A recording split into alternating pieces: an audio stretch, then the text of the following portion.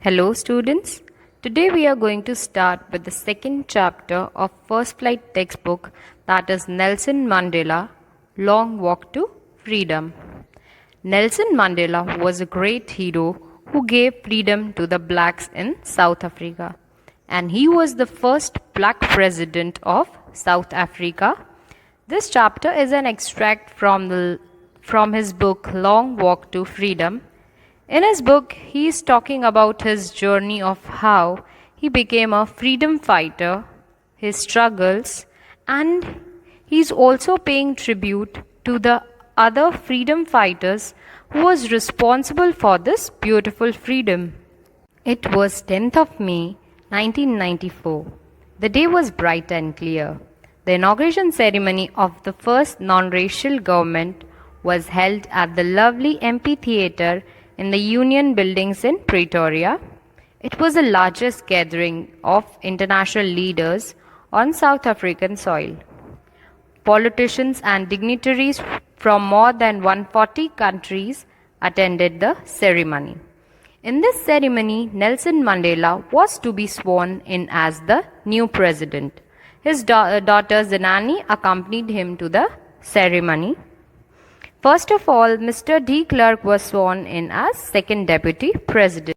Then, Thabo Mbeki was sworn in as the first deputy president. Then Mandela was sworn in as the president. Now I will read few important lines from his speech. He said, "Never, never and never again shall it be that this beautiful land will again experience the oppression of one by another. The sun shall never set on so glorious a human achievement. Let freedom regain.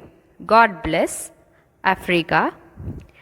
So Mandela spoke how for decades South Africa was the seat of white supremacy. Now the presence of all people confer glory and hope to newborn liberty. The blacks, who were considered as outlaws not so long ago, were hosting the nations of the world on their soil. Their victory over apartheid was a common victory for justice, peace, and human dignity. Political freedom had been won. Now they would work hard to liberate all their people from the bondage of poverty, deprivation, and disease. Never would South Africa again face the oppression of one by another. Then the jet planes started their spectacular array over the Union buildings with pinpoint precision.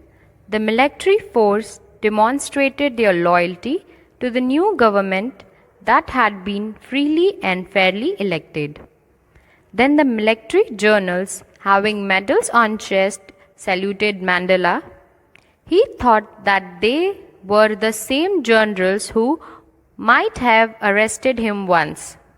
Finally, the jets moving in a V-shape left a smoke trail of black, green, red, blue and gold, the colors of the new South African flag. Then two national anthems were sung. The blacks sang Die Stem and the whites sang Nkosi Sikelel' Afrika. Mandela remembered how a few years ago, after the Anglo-Boer War, the white-skinned people brought in the racial domination which turned out to be the harshest and most inhuman period of all the times the world had witnessed. It came in before his birth, however, it was outturned and replaced by freedom of the people while he was in his 80s. Thank you.